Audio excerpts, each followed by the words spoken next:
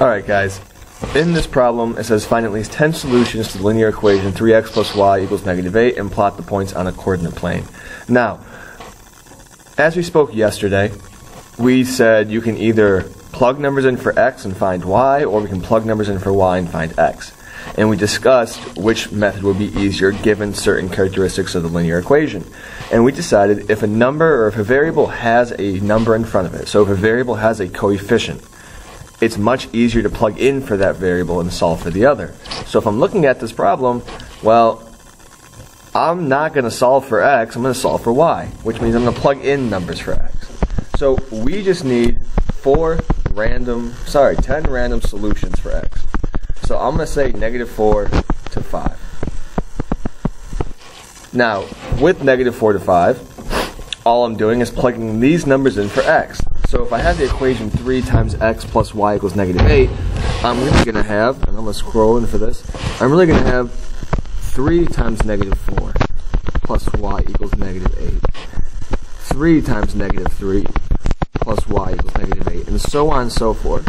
Because again, this is how we're going to solve for y. This is how we're going to get our coordinate for each row.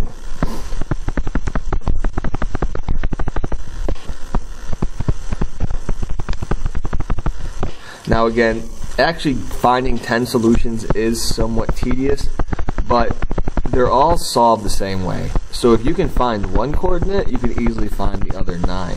It just takes some time.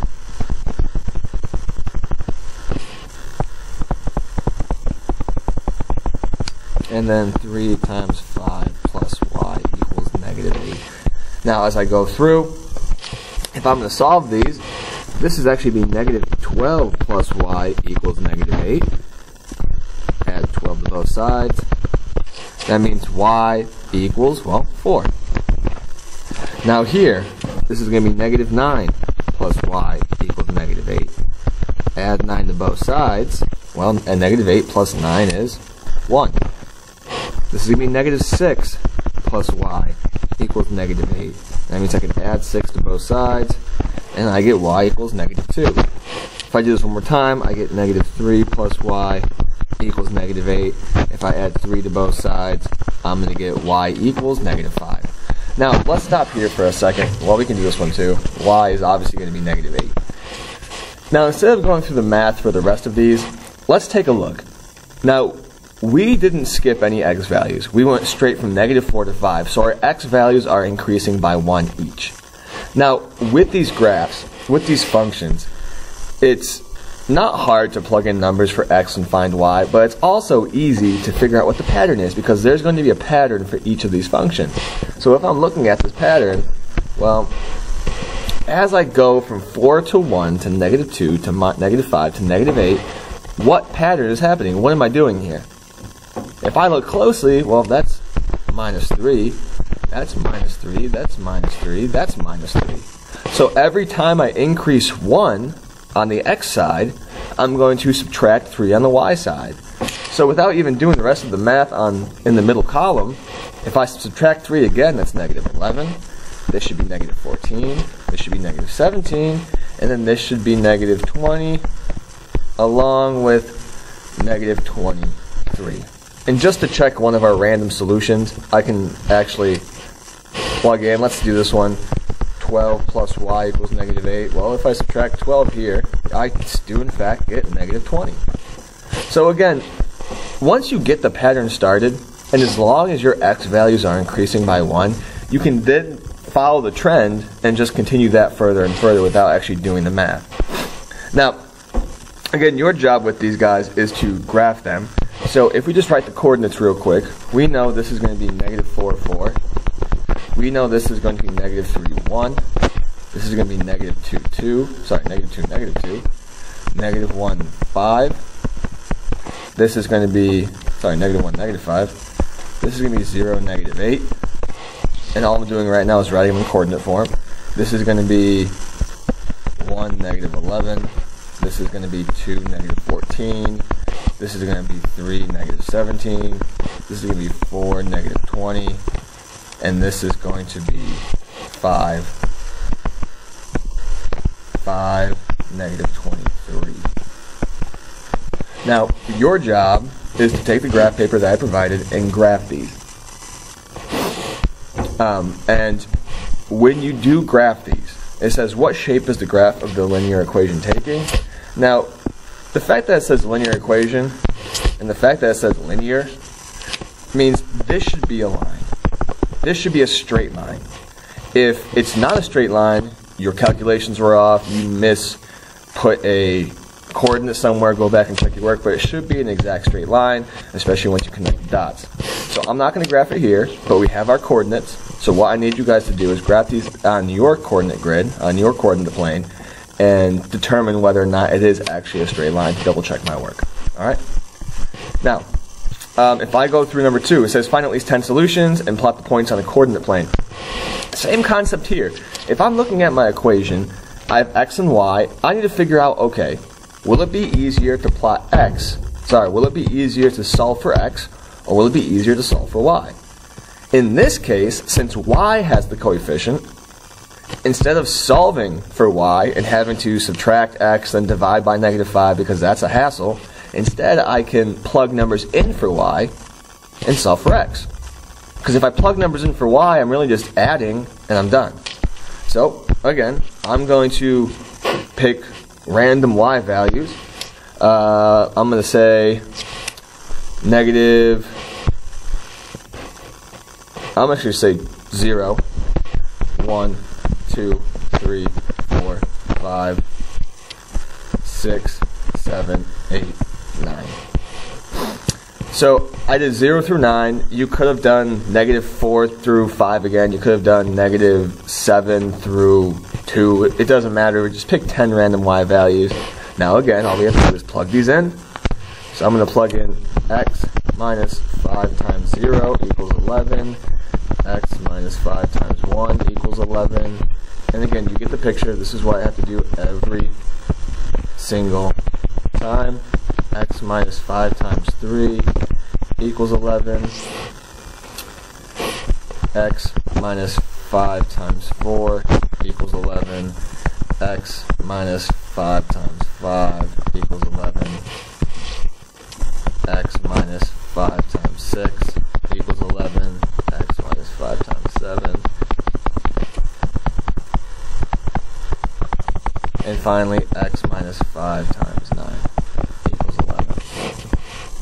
Now, just looking at this, if I do the first couple, like last time, this is going to be x minus 5 equals 11. Well, add 5 to both sides, x should be 16. X minus 10 equals 11. Add 10 to both sides, x should be 21. X minus 15 equals 11. Add 15, x should be 26. Now we can stop here and already determine what's happening each time.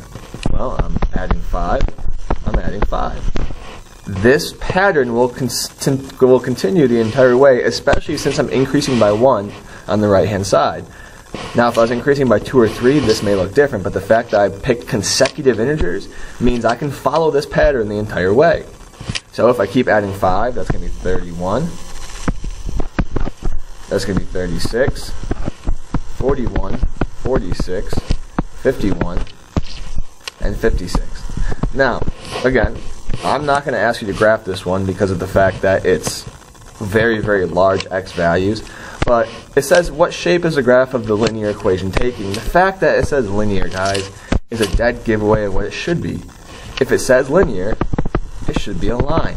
All these equations we're dealing with are going to be a line. The only way they're not a line is if we plot points to 2 different equations.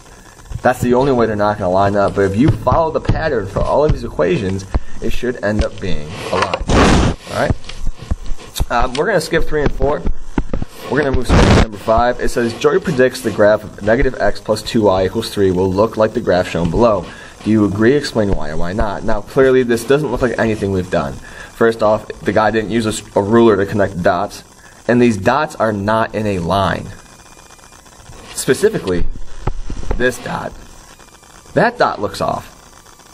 So, if I write the coordinates out real quick, this should be negative 1, 2. That says 0, 0. This says 1, 1. This says 3, 0. And this says 5, negative 1. So those are my 5 coordinates. Those are the x and y values I should get when I plug this in. So let's actually check. I'm going to plug in 0. I'm going to take this coordinate right here, and I'm going to plug this in to see if it works out. Because if I plug in 0, I should get 0 out. If I plug in 0 for x, I should get 0 for y. Let's see if that actually happens.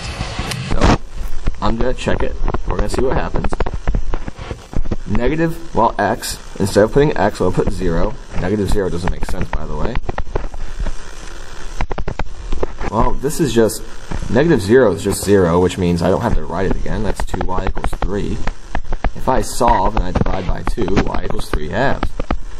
I mean, we're supposed to get 0, 0. But according to our math, we got 0, 3 halves. So clearly this person's wrong, even just checking it algebraically. So do we agree? No, we don't agree because of this. 0, 0 doesn't happen. 0, 3 halves happens, but 0, 0 does not happen. Now also you can easily say we don't agree because look at this line. First off, it's a mess. Second off, it's not in a straight line. All these graphs we've dealt with must be in a straight line. So again, do we agree? No. It says we have looked at some equations that appear to be lines. Can you write an equation that has solutions that do not form a line? Try to come up with one and prove your assertion on the coordinate plane. Now guys, we're going to skip this because we have not talked about equations that are not linear. Strictly in Math 8, we only talk about linear equations. We will eventually look at equations or look at graphs that are not lines, and we'll determine which ones are which and what makes it not an equation. But up until this point, we don't need to talk about that, and we'll continue that on sometime later. So don't worry about number 6. And that's the lesson, guys. It says, lesson summary, one way to determine if a given point is on the graph of a linear equation is by checking to see if it is a solution to the equation. Note that all graphs of linear equations appear to be lines. So these are huge, especially this one. And knowing how to graph is all fine and dandy, but guys, understanding how to check your work is also pretty important. So this is what I need from you guys for the rest of class. I want you guys to go through the problem set. It says, I'm going to tell you which ones to work on. Definitely do number 1 because that is the same type of question we did in the beginning of the notes. I do want you to plot those points as well. And also, figure out which variable you're plugging in for. Are you plugging in for x or are you plugging in for y? Number 2, it says, can the following points be on the graph of the equation x minus y equals 0? Explain. I'd like you guys to do that one. There is a point that looks to be off, and you can obviously see which point that is. I want you guys to go through and actually determine what that point should be. So again, there's a missing point in there. It's not graphed correctly. I want you guys to determine what that point should be. If we look at number 3, can the following points, again, number 3 will work. Do number 3.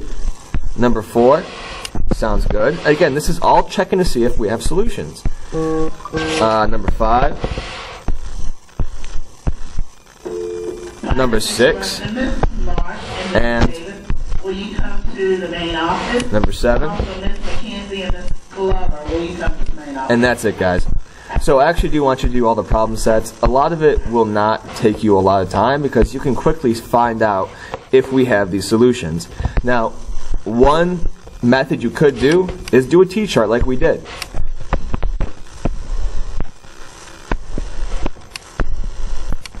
Because again, we want to figure out if these points are actually on the line.